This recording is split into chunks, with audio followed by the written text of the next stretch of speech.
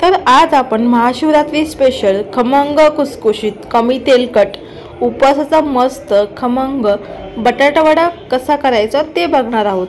आणि सोबतच ही चटणी बघू शकता तुम्ही, न खाल्लेली कदाचित न पाहिलेली उपवासाची सुकी लाल चटणी सुद्धा बघणार आहोत। उपवासाला तेच पदार्थ खाऊन कंटाळा आला असेल तर हा मस्त परफेक्ट कॉम्बिनेशन असलेला उपवासाचा बटाटा वडा नक्की करून पहा।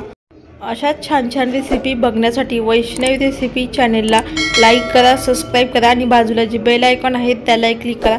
चला तर मग रेसिपीला सुरुवात करूयात।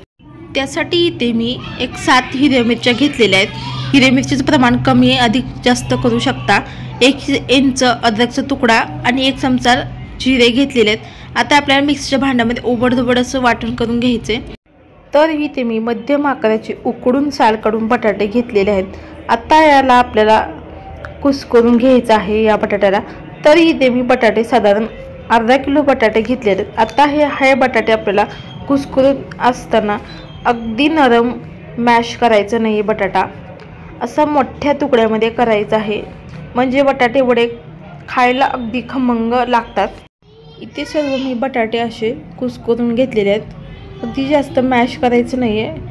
आता इथे बटाटे सुद्धा ही केल्यानंतर इथे मी शेंगदाण्याचा कूट घेतलेला आहे 1 वाटी। आता हे इथे आपण सुरुवातीला अद्रक आणि हिरवी मिरची आणि जिरे बारीक करून घेतले तो ठेचा टाकून घ्यायचा आहे। जिरेचं उपवासाचं असेल तर वापरा, नाही तर नाही वापरलं तरी चालेल। आता याच्यामध्ये आपल्याला चवीनुसार मीठ घालायचं। हे आता आपल्याला मीठ घातल्यानंतर एकजीव असं करून घ्यायचे। हे सर्व असं जिन्नस या बटाट्याला लागतील। हे जिन्नस मी 2 मिनिट याला छान असं एकत्रित करून घेतले। आता हे मळलेले पिठामध्ये आपल्याला हाताला तेल लावायचे 1 चमचा। आता या मळलेल्या बटाट्याच्या सारणामधून आपल्याला हे गोळा घ्यायचा आहे आणि छान असा बटाट्याचा आकार द्यायचा आहे बटाटा वड्याचा। मी इथे मीडियम साईजचा बटाटा वडा केलेला आहे। तुम्ही बटाट्याची वड्याची साईज लहान मोठी देखील करू शकता किंवा छोटे सुद्धा करू शकता। आता आपल्याला हे हातावरती छान असे गोल करून चपटे करून घ्यायचे। याच्या काय होतं, हे बटाटे वडे छान तळले जातात। इथे सर्व राहिलेले मी बटाटे वडे देखील करून घेतलेले बघू शकता तुम्ही। तर इथे मी एका बाउलमध्ये घेतलेला अर्धा कप राजगिरा पीठ आणि अर्धा कप भगरीचं पीठ घेतलेलं आहे। तुम्ही या ठिकाणी साबुदाण्याचं देखील घेऊ शकता। आता इथे आपल्याला 1 चमचा लाल तिखट घालायचे, काश्मीरी लाल तिखट, चवीनुसार मीठ घालायचे किंवा तुम्ही या ठिकाणी कोथिंबीर देखील घालू शकता चलत असेल तर, पण मी घातलेलं नाही आहे, कोथिंबीर चलत नाही उपवासाला त्याकरता। आता हे आपल्याला मिक्स करून घेतल्यानंतर हे सर्व जिन्नस थोडं साधं पाणी घालायचं, जसं वड्याचं पीठ भिजवताना आपण अगदी तसंच कन्सिस्टन्सीचं हे आपल्याला पीठ भिजवून घ्यायचं। मी ते अर्धा चमचा खाण्याचा सोडा टाकलेला आहे। छान वडे तयार होतात खाण्याचा सोडा टाकल्यामुळे। पाणी घालताना एकदम घालायचं नाही, अगदी थोडं घालायचं। हे असं आपण पीठ भिजवून घेतलेलं आहे। पिठाची कन्सिस्टन्सी बघू शकता, जास्त घट्टही नाही आणि खूप जास्त सैलसरी नाही, हे असं पीठ आपल्याला हवं आहे।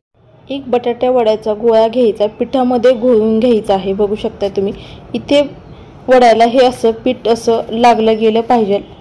दुसरीकडे मी लगेच तेल गरम सुद्धा करायला घेतलेलं आहे। वडे तळण्यासाठी खूप जास्त तेल गडगडीत गरम करायचं नाही आहे, नॉर्मल असं तेल गरम करायचं आहे। सुरुवातीला 2 ते 3 वडे सोडून घ्यायचेत। सुरुवातीला तेलाचा दाब कमी असतो, वडे आतून कच्चे राहतात, त्याच्याकरता आपल्याला वडे 3 सोडायचे तळताना। वडे बघा आतपर्यंत हलके फुलके झालेले आहेत। बाजू उलटून घेणार आहोत आता आपण। दुसऱ्या बाजूने सुद्धा 5 ते 6 मिनिट, म्हणजे साधारणतः 7 ते 8 मिनिट दोन्ही बाजूने वर खाली करून हलक्याशा बदामी रंगावर आतपर्यंत शिजेपर्यंत छान असे तळून घ्यायचे आहेत आपल्याला वडे। हे बघू शकताय, रंग सुद्धा तुम्ही बघू शकता अगदी सुंदर आलेला आहे। आता हे उपवासाची आपण वडे सुद्धा काढून घेऊयात, बटाटे वडे। रंग सुद्धा तुम्ही बघू शकता अगदी सुंदर आलेला आहे। आता ही उपवासाची सुकी लाल चटणी बनवण्यासाठी तेल चांगलं कडकडीत गरम करून घ्यायचं आहे। तुम्ही राजगिरा आणि वरईचे तांदळाचं म्हणजेच वरईचं पीठ आहे केलेलं आहे ते बारीक म्हणजे पळीने सोडून घ्यायचं आहे। हे पातळ यावर शेव सोडायची आहे। मोठ्या आचेवर साधारणतः 5 ते 6 मिनिट चांगली कुरकुरीत होईपर्यंत दोन्ही बाजूने आपण ही शेव तळून घेणार आहोत। आता इथे मिरच्या देखील मी तळून घेतलेल्या 5-6 मिरच्या वड्यासोबत छान अशा खाण्यासाठी। मिरच्यासुद्धा छान 3 ते 4 मिनिट तळून घेतलेल्या आहेत, तो बाजूला ठेवून देऊयात. आपण इथे साधारणतः पाववाटी इतकी कुरकुरीत तळलेली शेव मिक्सरच्या भांड्यामध्ये काढून घेतलेली आहे आणि सारख्याच वाटीने आता 1-2 चमचे इथे मी किसून घेतलेलं वाळलेलं खोबरं देखील घेतलेलं आहे. 1 ते 1.5 चमचा लाल तिखट घालायचं आहे, काश्मीरी लाल तिखट. त्या ठिकाणी हिरवी मिरची देखील घालू शकता. 1 चमचा जिरे टाकायचे, चवीनुसार मीठ घालायचे. मी ते पाववाटी शेंगदाणे देखील घातलेले भाजलेले. शूटिंग न घालता ह्याला बंद चालू करून या प्रोसिजरमध्ये हे असं आपल्याला जाडसर फिरवून घ्यायचं आहे. अगदी एकसारखं फिरवून घेऊ नका, बंद चालू करून. हे जाडसर अगदी सुटसुटीत मस्त तुमची उपासाची चटणी देखील तयार झालेली आहे. माझ्या मते ही अशी यूट्यूबवर ही अशी चटणी बघितली नसेल तुम्ही, ही नवीन प्रकारची युनिक पद्धतीने ही चटणी नक्की करून पहा. हा मस्त खमंग खुसखुशीत कमी तेलकट उपवासाचा बटाटा वडा आपला तयार झालेला आहे. किती खमंग दिसतोय तुम्ही बघू शकता. इथे ही मस्त अशी उपवासाची सुकी लाल चटणी, हा मस्त खुसखुशीत उपवासाचा बटाटा वडा तुम्ही सुद्धा नक्की करून पहा.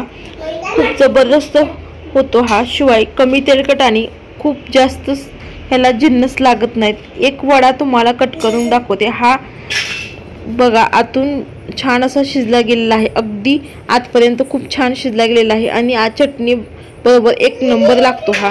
तुमच्या सुद्धा तोंडाला पाणी सुटलं असेल तर आजची ही रेसिपी तुम्हाला कशी वाटली कमेंटद्वारे नक्की सांगा.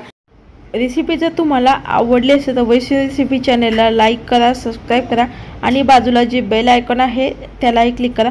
रेसिपी कोणत्या शहरातून बघताय ते सुद्धा कमेंट करून नक्की सांगा.